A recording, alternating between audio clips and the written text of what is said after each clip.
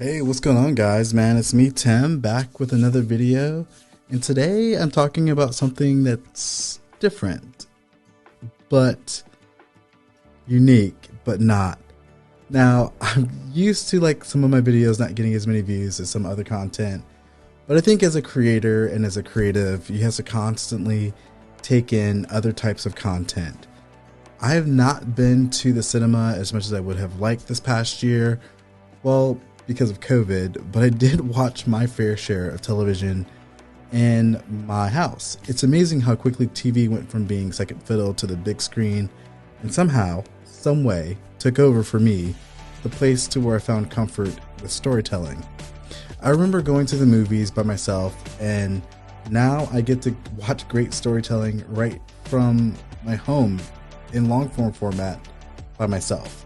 So today I'm going to chat with you about the top 5 favorite television shows that I loved in 2021 and why. Coming in number 5 is Midnight Mass. This was an extremely last minute entry to my list. Well, because I watched it recently and I could not get over how well done it was. Midnight Mass ultimately is a show about poor decision making.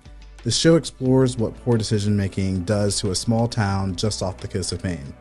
The showrunner of Midnight Mass is Mike Flanagan, and he is also responsible for The Haunting on Hill House and The Haunting on Bly Manor, which are also on Netflix. And if you are a fan of either of those shows, you will definitely be a fan of Midnight Mass. The genius of this show isn't the fact that it is a horror limited series, but that it zigs when you think it is going to zag.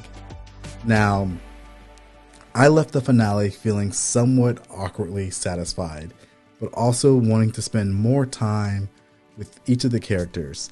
It will definitely leave you with a few things to think about, and almost certainly will cause you to want to rewatch it. The cast is super solid, and it is a show definitely worthy of a watch. Now, coming in at number 4 for me is Bluey. Now, this show did not actually have a season in 2021, but I did not start to watch it until 2021. Well, the main reason why this show is on my list is because it is fun, and I have 3 little boys who love it. Bluey is the perfect show for both parents with kids and kids with parents. The show only runs about 7 or 8 minutes, and within those 7 or 8 minutes, packs an absolute punch of fun storytelling and laughter. If you have a couple of minutes to spare and you don't have kids, then I think this show will bring you back to times when you used to wake up and watch Saturday morning cartoons. Sometimes it is just nice to have a little escapism in our adult life. Now, coming in at number 3 is Station 11. And I'm only about 5 episodes into the first season of Station 11, but it's hands down one of the best shows on television in 2021. It is a show about a pandemic that started filming before the actual pandemic that we are currently living in. It does everything well that I hated about the morning show on Apple TV when they started filming about a pandemic season within their season. Station 11 is based off of a book by the same title by Emily St. John Mandel. The show in the book is about a world after a super flu has killed off the majority of the population in the world. The acting on the show is so damn good, and although the timeline of the show bounces from 20 years after the pandemic to life during the pandemic, it never quite reminds you that we were actually living in a pandemic. And for that, I tip my cap off to the showrunner, Patrick Somerville. Now, coming in at number 2 is Mayor of Easttown. Mayor of Easttown was a show that could have been in my number 1 spot, but was after thinking about how great this show was, I could easily put it as my 1B. Mayor of Easttown is a murder mystery that does an excellent job of keeping you on your toes. And Kate Winslet as the protagonist is not your typical protagonist. She's a former high school basketball star who lives in a small town in Pennsylvania, who grows up to be a detective in the police force. Her marriage and life slowly falls apart after the untimely death of her son.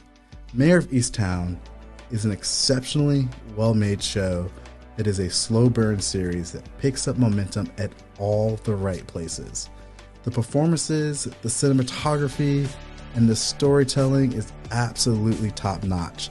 Kate Winslet deserves whatever bit of accolades that she gets from her performance in this show. It is definitely a must watch if you haven't seen it yet. Now my last one is number 1 is Man of All Kind, which is set in 1983, and Man of All Kind put guns on the moon. Let me say that again. They put guns on the moon. This show came out of nowhere for me. I watched the first season by myself on Apple TV, and I thought it was so good that I watched the first season again with my wife, so that way we could watch the second season together. There is just something to be said about a drama that is retelling of history while adding real events to a story to make it feel more plausible. For All of Mankind is a show about whataboutisms. It is a show that explores what if Russia actually made it to the moon first, and how the power dynamics changed back on Earth, with Russia being a much more formidable world power than they actually were after the United States landed on the moon first. It's kind of like one of those historical storytellings like Man in the High Castle, which is another great show that is on Amazon Prime. It does such a great job of bobbing and weaving and getting you to really invest in the moon chase to see who could land on the moon first. And it gets you really invested in the characters. There's just nothing not to love about this show, and it's hands down one of Apple TV's best shows that they have. I personally cannot wait to see what they do with season 3. But season 2 was number 1 on my list of shows that I watched in 2021. Now, over the next few weeks, I'm going to share with you guys a bunch of my top 5 things that I loved in 2021. And I know that you guys probably come here for the camera reviews, but I feel like as a creator that we should be, we should be inspired by the things that we watch and the things that we see.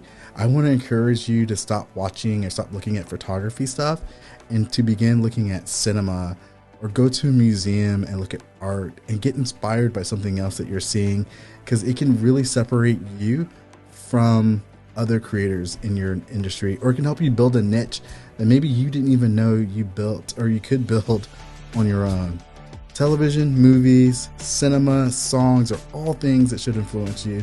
And these are all things that I'm going to talk about over the next several weeks, about the top 5 things that I loved in 2021. And if you liked any of these shows, or if there's a show out there that you would recommend, please leave it down in the comment section.